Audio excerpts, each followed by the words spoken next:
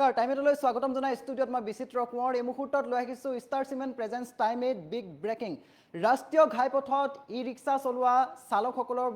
বিৰুদ্ধে এতিয়া চলিছে তীব্ৰতৰ অভিযান কোকৰাঝাৰ জিলা প্ৰশাসনে চলাইছে এই অভিযান আৰু যদি আপুনি ৰাষ্ট্ৰীয় ঘাইপথত ই ৰিক্সা চলাই সাৱধান হওক কিয়নো ৰাষ্ট্ৰীয় ঘাইপথত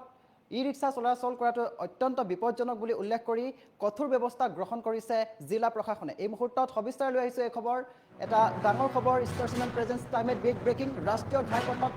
চলাচল কৰিব নোৱাৰিব ই ৰিক্সা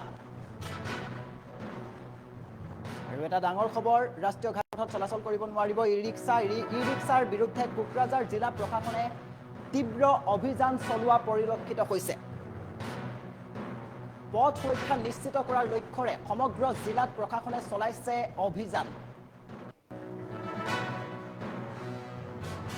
আৰু পৰিবহণ বিষয়া জিলা উপায়ুক্ত আৰক্ষীৰ অধীক্ষকৰ নিৰ্দেশত চলিছে এই অভিযান আৰু ৰাজপথত ই ৰিক্সা চলোৱাসকলৰ বিৰুদ্ধে এতিয়া কঠোৰ হৈ পৰিছে প্ৰশাসন ৰাষ্ট্ৰীয় ঘাইপথত ই ৰিক্সা চলাচল কৰাটো অত্যন্ত বিপদজনক বুলি কোৱা হৈছে আৰু নিয়ম উলংঘা কৰা ই ৰিক্সাৰ বিৰুদ্ধে লোৱা হ'ব কঠোৰ ব্যৱস্থা এটা ডাঙৰ খবৰ ৰাষ্ট্ৰীয় ঘাইপথত চলাচল কৰিব নোৱাৰিব ই ৰিক্সাৰ বিৰুদ্ধে কোকৰাঝাৰ জিলা প্ৰশাসনে তীব্ৰতৰ অভিযান চলোৱা পৰিলক্ষিত হৈছে পথ সুৰক্ষা নিশ্চিত কৰাৰ লক্ষ্যৰে সমগ্ৰ জিলাত প্ৰশাসনে চলাইছে অভিযান পৰিবহণ বিষয়া জিলা উপায়ুক্ত আৰক্ষীৰ অধীক্ষকৰ নিৰ্দেশত চলিছে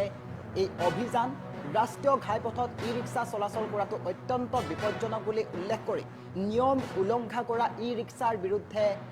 এতিয়া কঠোৰ হৈ পৰা পৰিলক্ষিত হৈছে নিয়ম উলংঘা কৰা ই ৰিক্সাৰ বিৰুদ্ধে লোৱা হ'ব কঠোৰ ব্যৱস্থা যিসকলে ৰাষ্ট্ৰীয় ঘাইপথত ই ৰিক্সা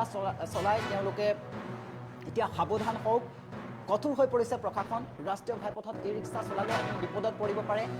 আৰু ই ৰিক্সাৰ বিৰুদ্ধে কোকৰাঝাৰ জিলা প্ৰশাসনে তীব্ৰ অভিযান চলোৱা পৰিলক্ষিত হৈছে আৰু পথ সুৰক্ষা নিশ্চিত কৰাৰ লক্ষ্যৰে সমগ্ৰ জিলাত প্ৰশাসনে চলাইছে অভিযান পৰিবহণ বিষয়া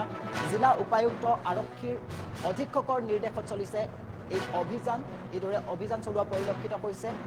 আৰু ৰাষ্ট্ৰীয় ঘাইপথত ই ৰিক্সাৰ চলাচল কৰাটো অত্যন্ত বিপদজনক বুলি কোৱা হৈছে আৰু নিয়ম উলংঘা কৰিলেই আপুনি বিপদত পৰিব আপুনি যদি ই ৰিক্সা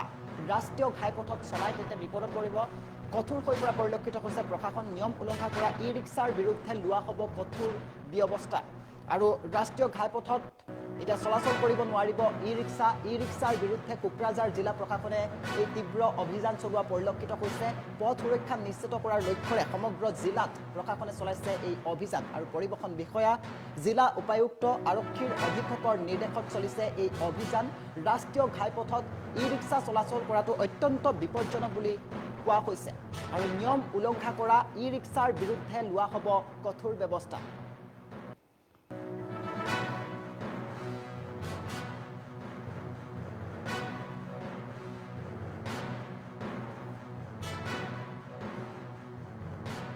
আছে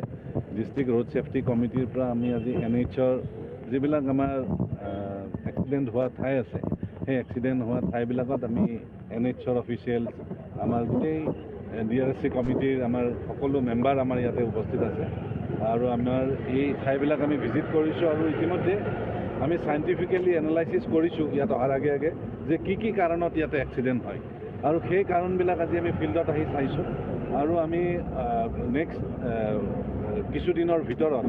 যেনে য'ত আমাৰ ৰেলিংছ লাগে বা আমাৰ ৰোড চাইনেজ লাগে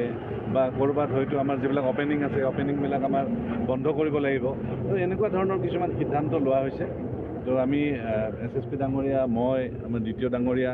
আমি এনেকৈ আৰু লগতে বাকী চব ডিপাৰ্টমেণ্টৰে আজি আমাৰ টীম আছে অলৰেডি আমাৰ ইয়াতে এৱাৰনেছো চলি আছে আমাৰ ডিপাৰ্টমেণ্টৰ জৰিয়তে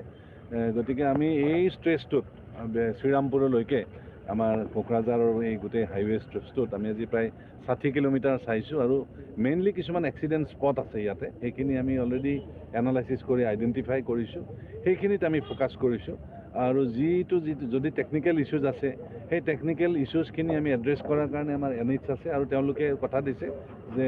একেবাৰে অতি সোনকালে সেই টেকনিকেল ইছ্যুজখিনি আমি চেক কৰি পেলাই তাক ৰেক্টিফাই কৰা হ'ব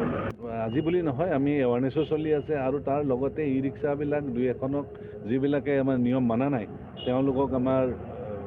ইয়াতে DRSCৰ ফালৰ পৰাই হওক বা লোকেল থানা আমাৰ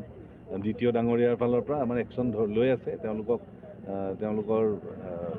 লাইচেন্স কেঞ্চেল কৰা পৰ্যন্ত আমি সিদ্ধান্ত লৈছোঁ। গতিকে আমি যিসকলে এনেকুৱা ধৰণৰ আৰু কৰিব আজি সকলোকে আকৌ এবাৰ আমি ৱাৰ্ণিং দিছোঁ। যদি এনেকুৱা ধৰণৰ হয় আজি ইতিমধ্যে এখন দুখন আমি ইয়াৰ পৰা ধৰি থানালৈকে লৈ গৈছোঁ, যোৱাৰো সিদ্ধান্ত লোৱা হৈছে। গতিকে আমি একশ্যন ল'ম আৰু ইতিমধ্যে তেওঁলোকক বহুবাৰ কোৱা হৈছে আৰু বহুতে মানিও লৈছে। এইটো নহয় যে কোনো মানা নাই, মানাও আছে নামানাও আছে। গতিকে নামানাসকলক আমি জাষ্ট তেখেতসকল লাষ্ট ৱাৰ্ণিং এটা দিছোঁ যে আমি কিন্তু যেতিয়াই পাম তেতিয়াই তেওঁলোকৰ ওপৰত মানে ষ্ট্ৰিক্ট একশ্যন আমি ল'ম। ৰোড ছেফটি কমিটি আছে, ডিষ্ট্ৰিক্ট ৰোড ছেফটি কমিটিৰ পৰা আমি আজি NHৰ যিবিলাক আমাৰ এক্সিডেণ্ট হোৱা ঠাই আছে, সেই এক্সিডেণ্ট হোৱা ঠাইবিলাকত আমি NHৰ অফিচিয়েল আমাৰ গোটেই DRSC কমিটিৰ আমাৰ সকলো মেম্বাৰ আমাৰ ইয়াতে উপস্থিত আছে আৰু আমাৰ এই ঠাইবিলাক আমি ভিজিট কৰিছোঁ আৰু ইতিমধ্যে আমি চাইণ্টিফিকেলি এনালাইচিছ কৰিছোঁ ইয়াত অহাৰ আগে আগে যে কি কাৰণত ইয়াতে এক্সিডেণ্ট হয় আৰু সেই কাৰণবিলাক আজি আমি ফিল্ডত আহি চাইছোঁ আৰু আমি নেক্সট কিছুদিনৰ ভিতৰত যেনে য'ত আমাৰ ৰেলিংছ লাগে বা আমাৰ ৰোড চাইনেজ লাগে বা ক'ৰবাত হয়তো আমাৰ যিবিলাক অপেনিং আছে অপেনিংবিলাক আমাৰ বন্ধ কৰিব লাগিব। তো এনেকুৱা ধৰণৰ কিছুমান সিদ্ধান্ত লোৱা হৈছে। তো আমি SSP ডাঙৰীয়া, মই, আমাৰ দ্বিতীয় ডাঙৰীয়া, আমি এনেকৈ আৰু লগতে বাকী চব ডিপাৰ্টমেণ্টৰে আজি আমাৰ টীম আছে। অলৰেডি আমাৰ ইয়াতে এৱাৰনেছো চলি আছে আমাৰ ডিপাৰ্টমেণ্টৰ জৰিয়তে। গতিকে আমি এই ষ্ট্ৰেচটোত শ্ৰীৰামপুৰলৈকে আমাৰ কোকৰাঝাৰৰ এই গোটেই হাইৱে ষ্ট্ৰেচটোত আমি আজি প্ৰায় 60 কিলোমিটাৰ চাইছোঁ আৰু মেইনলি কিছুমান এক্সিডেণ্ট স্পট আছে ইয়াতে, সেইখিনি আমি অলৰেডি এনালাইচিছ কৰি আইডেণ্টিফাই কৰিছোঁ, সেইখিনিত আমি ফ'কাছ কৰিছোঁ আৰু যিটো যদি টেকনিকেল ইছ্যুজ আছে সেই টেকনিকেল ইছ্যুজখিনি আমি এড্ৰেছ কৰাৰ কাৰণে আমাৰ NH আছে আৰু তেওঁলোকে কথা দিছে যে একেবাৰে অতি সোনকালে সেই টেকনিকেল ইছ্যুজখিনি আমি চেক কৰি পেলাই তাক ৰেক্টিফাই কৰা হ'ব। আজি বুলি নহয়, আমি এৱাৰনেছো চলি আছে আৰু তাৰ লগতে ই ৰিক্সাবিলাক দুই এখনক যিবিলাকে আমাৰ নিয়ম মানা নাই তেওঁলোকক আমাৰ ইয়াতে DRSCৰ ফালৰ পৰাই হওক বা লোকেল থানা আমাৰ দ্বিতীয় ডাঙৰীয়াৰ ফালৰ পৰা আমাৰ একশ্যন লৈ আছে তেওঁলোকক। আজি আমাৰ DRSC চেয়াৰমেন ডিচি সাহেব লগত আমি আৰু আমাৰ বিভিন্ন ডিপাৰ্টমেণ্ট জগে সকলো গৈছোঁ। তাতে আমাৰ ৰোড এক্সিডেণ্ট এনালিচিছ কৰিছোঁ। এতিয়া তাতে কি